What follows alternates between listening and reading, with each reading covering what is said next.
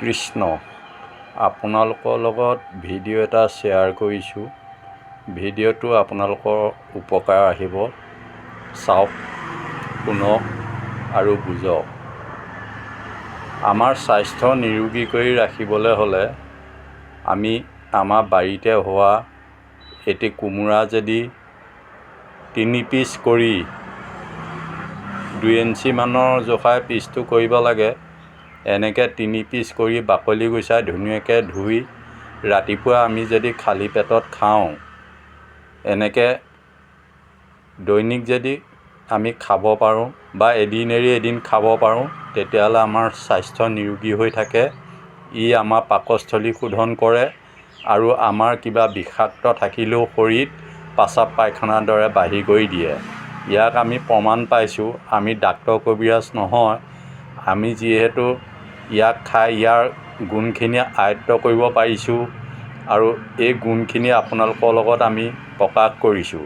আৰু আপোনালোকে যদি স্বাস্থ্য সুন্দৰ কৰি ৰাখিব পাৰে, নিৰোগী কৰি ৰাখিবলৈ বিচাৰে, তেতিয়াহ'লে এইদৰে বাৰীতে হোৱা কোমোৰা 3 ইঞ্চি 4 ইঞ্চি জোখত পিচ কৰি 3 পিচ 4 পিচ পুৱা খালী পেটত যদি ধুনীয়াকৈ খায় বা তাক ৰস উলিয়াইও খাব পাৰি।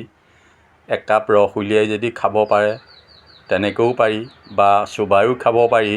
আমি চোবাই খাইছোঁ আৰু ইয়াৰ পৰা আমি উপক্ৰম পাইছোঁ আৰু ইয়াৰ পৰা উপকাৰ পোৱাৰ কাৰণে আপোনালোকৰ লগত ভিডিঅ'টো শ্বেয়াৰ কৰিছোঁ।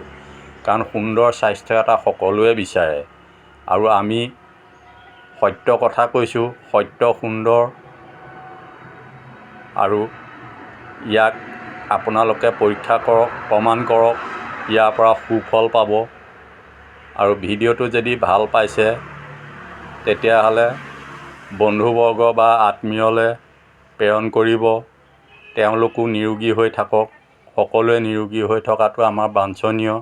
আমি আশা কৰোঁ আমাৰ দৰে এনেকৈ সুস্থ শৰীৰ সবল হৈ থাকক।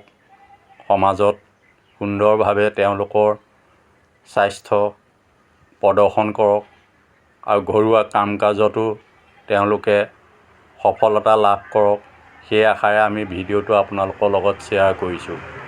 ভিডিঅ'টো ভাল পালে লাইক, কমেণ্ট, ছাবস্ক্ৰাইব কৰিব। ছাবস্ক্ৰাইব কৰিবলৈ নাপাহৰিব, কাৰণ ছাবস্ক্ৰাইব কৰিলেহে আমাৰ ভিডিঅ' বনোৱা সাৰ্থক হ'ব। আকৌ আমি যদি এনেকৈ পাওঁ কোনো গুণ তত্ত্ব, তেতিয়াহ'লে আপোনালোকৰ লগত আকৌ ভিডিঅ' নতুনকৈ বনাই আমি শ্বেয়াৰ কৰিম। সেই হেতুকে আপোনালোকে ভিডিঅ'টো ছাবস্ক্ৰাইব কৰিবলৈ নাপাহৰিব। কৃষ্ণ। ভিডিঅ'টো আমি আজিলৈ ইমানতে সামৰিছোঁ।